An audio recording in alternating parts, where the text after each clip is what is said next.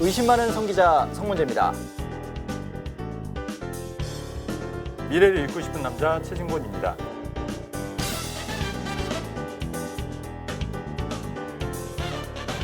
자, 40대 건물주 되기. 오늘은 부동산 투자에도 우선순위가 있다라는 거에 대해서 좀 얘기를 해볼 텐데요. 뭐 아파트부터 사야 된다 뭐 이런 얘기인가요? 비슷한 얘기인데요. 실제로 예전에 60대 어르신을 만났는데 그분이 이제 땅 부자셨는데 자산 가치 한 30억 정도 되셨어요. 아, 30억 어치의 땅을 갖고 네. 있다. 예. 근데 이제 행색이 되게 이렇게 남루하다고 표현해야 되나? 좀 이렇게 초라하시더라고요. 예, 그래서 검소하신가 보네요. 검소. 예, 그래서 저는 처음에 이제 검색해 봤는데 돈을 되게 못 쓰시더라고요. 그래서 왜 그런가 봤더니 다 온통 다 땅으로만 묶여 있으니까 현금이 없으세요. 그러니까 이제 되게 좀 궁핍하시더라고요. 원래 그냥 삶이 소박하신 거 아니에요? 근데 뭐 그럴 수도 있는데 응. 근데 이제 이왕이면 좋은 거잖아, 그러면. 예. 아 근데 너무 또 궁핍하게 사시는 게 왜냐면 또 60대이시면은 그래도 좀 이게 여유롭게 또 이렇게 주변을 좀 돌아보면서 사실 수도 있잖아요. 맘만 먹으면. 그래서 제가 이제 그 땅을 좀 팔면 어떻겠냐고 네. 말씀을 드렸더니 나중에 이게 뭐 45, 50억이 될 수도 있는데 이 땅을 왜 파냐고 10년 후에는 그럴 수 있다. 그렇게 되면 그분이 70세시잖아요. 그렇죠. 70세 때 50억, 100억이 있으면 그게 사실 좋은 거잖아요. 좋은 건가요? 자식들한테 좋은 거예요. 자식들한테. 네. 자식들한테 좋은 거고 정작 본인한테 좋은 건 없는 거거든요. 아, 요즘 100세 시대니까. 듣고 보니 그러네. 그렇게 40억, 50억이 되리란 보장이 없으니까, 그죠? 그렇죠. 예. 근데 땅이 좋긴 좋아요. 땅이 좋긴 해서 충분히 될 가치는 있는데, 그러니까 자산 가치가 커지는 게 또 확연히 느낌이 있으니까. 근데도 불구하고 그게 정말 올바른 삶인가? 예, 그거는 좀 한번 생각해봐야 될 문제가 아닌가. 왜냐하면 그 땅을 팔아서 좀 더 여유롭게 또 인생도 좀 즐기시면서 시간은 그 유한하잖아요. 그렇죠. 예, 근데 이제 돈은 무한하거든요, 사실은. 네. 아무도 모르잖아요, 내가 언제 갈지. 그렇기 때문에 시간은 또 유한하고 돈이라는 거는 사람이 죽어도 계속 남는 거잖아요. 그렇기 때문에 돈은 무한하고 시간은 유한하기 때문에 당연히 시간에 더 삶의 가치를 무게를 두는 게 옳다고 보는 거죠. 그러면 어떻게 해야 돼요? 우선은 그 투자에도 우선순위가 좀 필요할 것 같아요. 일단은 내 집 마련. 왜냐하면 삶의 만족도가 커지고 자녀들이 또 이사를 안 가도 되니까 내 집 마련하고 그다음에 내 집 마련이 됐다면 현금 흐름을 만드셔야겠죠. 임대료가 뭐 200, 300만, 50만 원만 나와도 그 돈을 가지고 또 윤택하게 살 수가 있잖아요. 그리고 그럼에도 불구하고 여유가 더 된다. 그러면 그때 토지 투자를 하는 게 맞다. 그래서 우선순위를 따지자면 일단은 내 집 마련, 그다음에 임대소득, 그다음에 토지, 땅 이렇게 좀 우선순위를 잡고 재테크를 하시는 게 어떻겠냐. 개인적으로 좀 그렇게 생각하는 거죠. 이건 당연한 거 아니에요? 아 당연한 거예요. 근데 많이들 그렇게 생각을 안 하시더라고요. 실제로. 아, 그래요? 그러니까 아시는 분은 많은데 처음부터 땅 투자, 토지 투자를 하신 분이 많고요. 제가 이 말씀 드리는 건 뭐냐면, 그러니까 이제 돈이 많으신 분들이야 당연히 이제 어떤 네. 우선순위를 고민하셔야 되겠지만, 우리 30, 40대 무주택 실수요자 입장에서는 당연히 이제 내 집 마련이 첫 번째 네. 아마 목표가 되실 거고, 내 집 마련을 해도 온전히 내 집이 아니잖아요. 네네. 은행 대출을 뭐 한 절반 정도 끼웠다든지 그렇죠. 그런 상황일 테니까 네네. 그것만 갚는 것도 엄청난 일인데. 그렇죠. 네, 그렇긴 한데 내 집 마련도 안 하신 분들이 토지 투자하신 분들이 계세요. 아, 그래요? 네, 그런 분들이 있어요? 간혹 있으시더라고요. 아, 네, 그래서 그렇구나. 그런 거는 조금 좀 잘못된 건 아니고 좀 약간 생각을 좀 달리 하시는 게 맞지 약간 이제 않겠나. 허황된 어떤 그런 그렇죠. 꿈을 품고 그렇죠. 토지를 투자하면 돈을 많이 번다던데 그렇죠. 네. 이렇게 생각해서 이제 내 집 마련보다 토지 투자를 먼저 했다가 그렇죠. 돈이 묶여버리는 그런 낭패를 겪을 그렇죠. 수가 그러면 있겠네요. 삶이 피폐해지고 토지 투자라는 게 아시다시피 장기로 봐야지 이게 수익이 커지는 거지. 또 단기로는 좀 힘들잖아요, 사실. 팔겠다고 해서 바로 팔리는 것도 아니고. 그렇죠. 황금성이 떨어지니까. 네. 네. 그러니까 우선순위를 정하는 게 재테크에 있어서 가장 좀 중요하다 이렇게 좀 생각을 하는 거죠. 그러면 대표님은 땅 투자는 하셨어요? 저는 제일 마지막에 했어요. 그래서 내 집 마련 먼저 했고요. 네. 그다음에 이제 월세소득, 임대소득, 그다음에 토지에 이제 건물이 올라가면 거기서 또 임대소득이 발생하게끔 그렇게 좀 시스템을 좀 구축하고 있고 실제로 저도 제일 마지막에 그 토지에 이제 건물을 올리시려고. 그렇죠, 그렇죠. 아, 그래서 이제 건물주가 되시는. 네. 네, 그런 이제 계획을 밟고 계시는군요. 네네.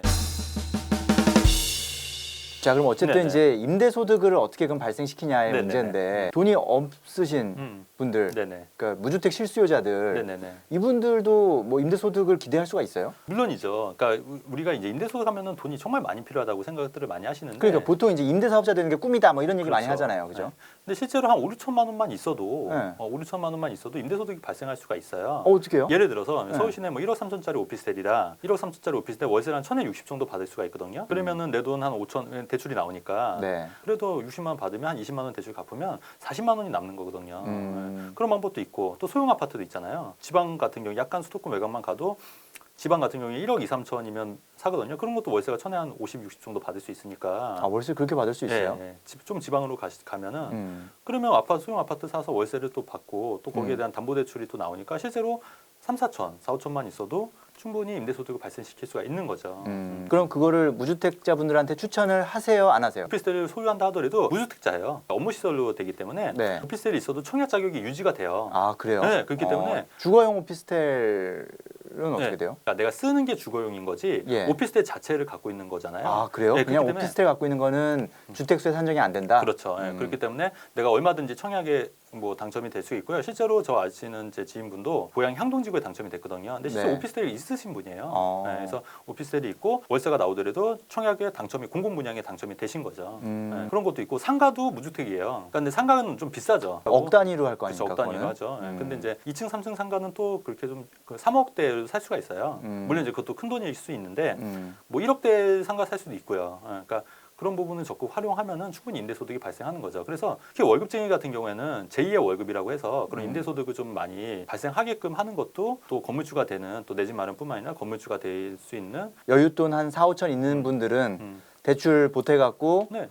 뭐 1억 한 2, 3천짜리 오피스텔 사서 네, 월세 받으시면 월세 됩니다. 받아라. 네네. 그리고 이제 오피스텔을 일단 사게 되면은 일단은 세금이 그 주택이랑 다르게 토지나 다르게 부가가치세가 있거든요. 오피스텔에 대해서는. 그래서 세금 공부도 많이 하게 돼요. 자연스럽게. 왜냐면 내가 월세를 받으려면 세금 관계를 알아야 되잖아요. 건물주가 되고 싶다면은 일단은 4, 5천만 원으로 일단 시작을 오피스텔로 투자를 해서 거기에 대해서 월세를 받는 연습을 하면서 건물주에 대한 꿈을 키워나갈 수가 있는 거죠. 처음부터 건물을 살 수는 없잖아요. 차츰차츰 준비를 해야겠죠. 어떤 동네에 좀 그런 걸 노려볼 수 있어요? 일단은 이미 이제 인프라가 갖춰져 있고 지하철역이 가까운 데는 이미 매매가가 많이 올랐겠죠. 그래서 그런 거를 해서 당장 월세를 받을 수 있는 것도 나쁜 방법은 아닌데 우리가 그 돈의 본질에 대해서 좀 생각을 해야 되는 게 물이 아래로 흐르듯이 이 돈도 고평가된 데서 저평가된 데로 가지 않습니까? 그렇다고 하면은 저평가된 지역을 찾아야 되는 게 투자의 본질이잖아요. 그렇죠. 네. 그래야 저평가된 데를 사야 나중에 차익을 많이 남길 그렇죠. 수 있으니까. 예. 그렇다고 하면 당장은 그 지하철이 의미가 없지만 향후에 있을 지역 그런데 이제 미리 분양을 받을 경우도 있고요. 그 위례신도시 제 얘기이기도 하지만 네. 위례신도시에 뭐 2년 전 분양받은 게 1억 3천짜리 오피스텔인데 그게 계약금이 10%만 들어갔어요. 이제 중도금이 무이자였고 그래서 이번에 월세를 저도 60만 원 또 받고 있거든요. 네. 완공이 돼서 그렇게 따지면 실제 내 돈이 그렇게 많이 들어가지는 않거든요. 아까 설명드렸듯이 대출을 또 활용하면은 제일 고민되는 부분이 네. 임차인을 잘 구하면 다행인데 네네. 공실이 되면은 이게 리스크가 크잖아요. 그렇죠. 그러니까 그런 부분도 좀 오피스텔이 상가보다 좀 덜 위험한 게 그 상가 같은 경우에는 공실이 많이 되거든요. 근데 이제 오피스텔은 주거용이기 때문에 그래도 임차자가 꽤 그 좀 대기하고 있고요. 또 핵심 지역도 위치가 좋은 곳, 역세권 같은 경우에는 공실이 난 적은 거의 없었던 것 같아요. 아, 그래요? 한 번도. 예. 근데 그것도 어떻게 보면은 안목이죠. 그러니까 그런 오피스텔, 미래 가치가 있는 오피스텔을 고를 수 있는 안목이 또 중요하다고 생각이 되는 거죠. 우리 무주택 실수요자분들 적극적으로 좀 찾아볼 필요가 있겠네요. 그렇죠. 그러면. 특히나 제가 장점을 말씀드린 게 오피스텔 같은 경우 무주택 자격이 유지가 되니까 네. 모르겠어요. 아직 법이 바뀌면 또 어떻게 될지 모르겠지만 현재까지는 무주택 자격이 되기 때문에 오피스텔을 적극해서 월세를 받으면서 내가 무주택으로 또 청약통장을 활용해서 내 집 마련하는 방법도 같이 전략을 짤 수가 있는 거겠죠. 그렇군요.